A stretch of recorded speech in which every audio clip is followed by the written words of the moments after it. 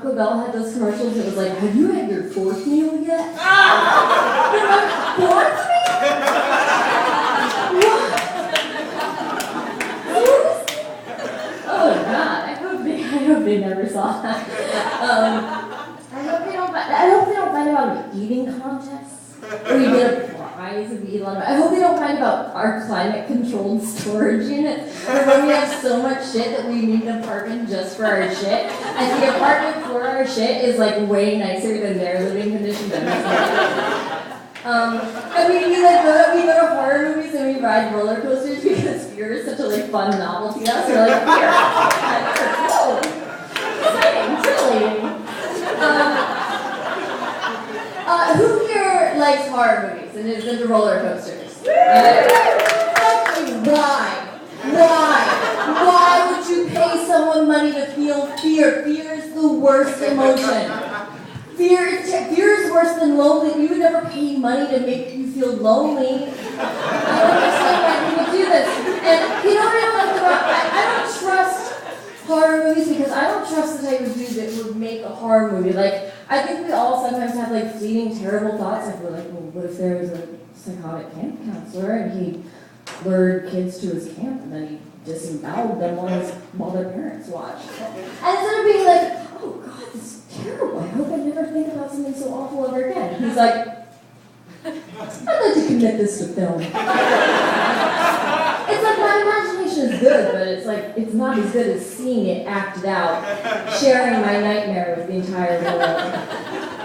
And then when he's shooting it, he has to be like, okay, now act your mom, like, I really want to get some good realism out of you, so if you could like pretend that the child being disemboweled, if you could pretend that that's like your real child, and this is like your precious baby, and you remember them handing him to you in the hospital, and you're like, what a perfect angel, and now his guts are being spilled all over the floor by this like psychotic cancer. If you could just like pretend, that would be good. And like the kid's a minor, so he probably can't be at the film set alone anyway.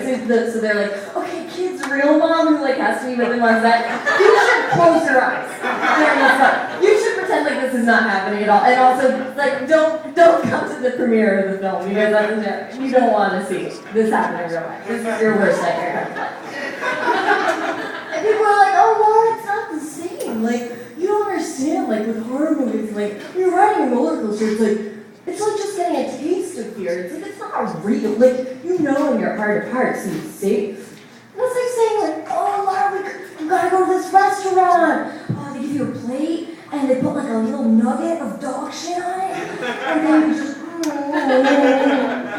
just roll around your tongue and you taste it. And then you spit it out. It's like, you're not eating the dog shit. You're just giving you the temporary sensation of eating the dog shit.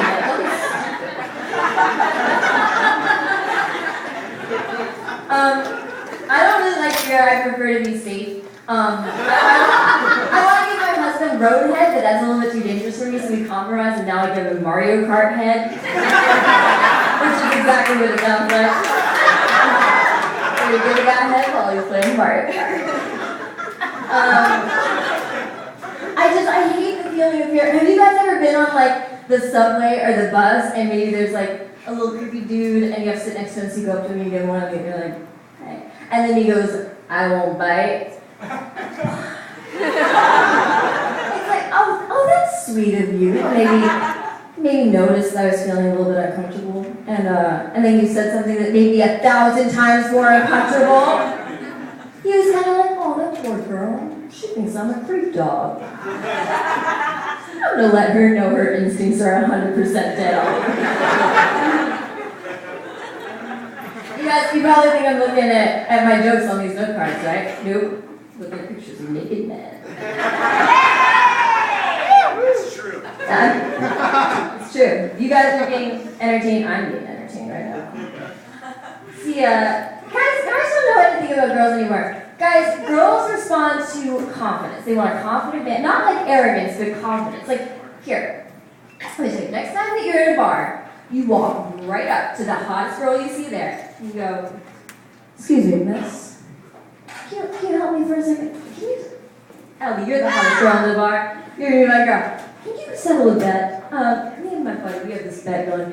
I say you'll fuck me, and he says you're stupid bitch. Which one of us is right?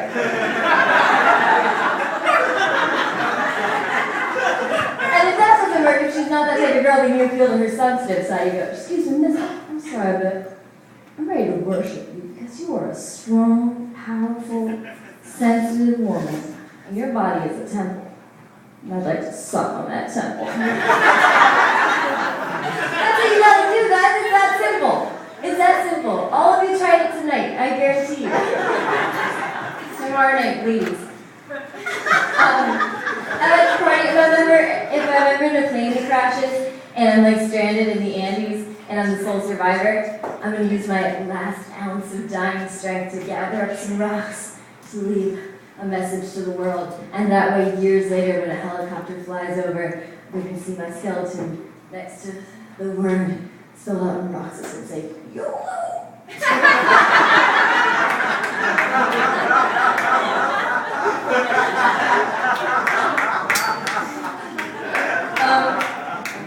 My husband loves when I do my Yoda impression, because some of you might know I've never seen Star Wars. So my Yoda impression is basically like an amalgamation of like a lot of other Yoda impressions. Like, many struggles will face. Like that's Yoda, right? I'm serious, I don't know, I've never seen Star Wars. So guys, what does Yoda say when he's been partying like really hard? Oh yeah, only once you live.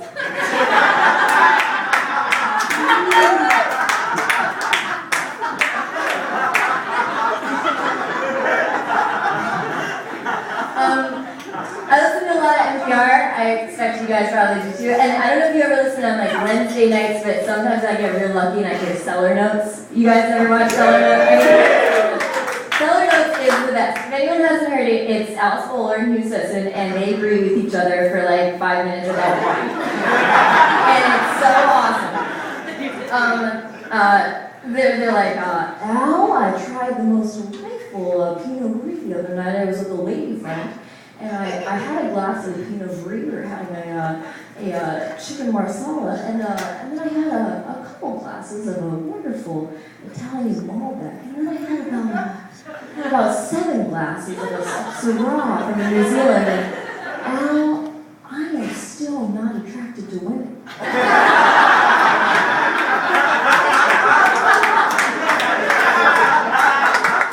I tried in the past. I didn't win. I don't know why. I don't know if you know this, but back in college, they had a show called Old Altoids Box Notes. And it went a little something like this. Al, I had the most delightful strain of Northern Lights last night. Really something. Oh, Hugh, is that from the new grower in Woman Hall? Yes, Alex, wonderful, exciting new grower named Jeremy in Woman Hall. This was the 2011. It was a very rainy season that year in Jeremy's dorm room. At this price point, it really can't be beat. I paid $60 for an eighth, but I've seen it go as low as $40 when Jeremy thought we might be hanging out that evening.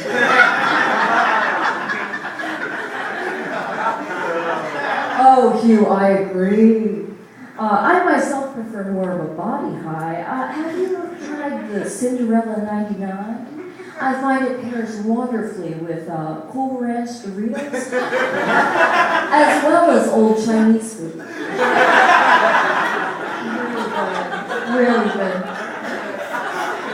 Speaking of Chinese food, did you guys watch the Olympics at all? Anybody watch the Olympics?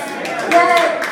I was watching the Olympics and I wasn't really paying attention, and I ordered some Chinese food, and I'm like working and watching the Olympics, and the delivery guy comes, and I'm like, oh, come in, and I invite him in, so I'm like counting out his money, and he starts gesturing wildly at the TV going, microphone, microphone! And I'm like, what? Pardon? He's like, microphone, you like a microphone? And I'm like, huh? And then I realized that Michael Phelps is a really difficult name for a native Chinese speaker to say.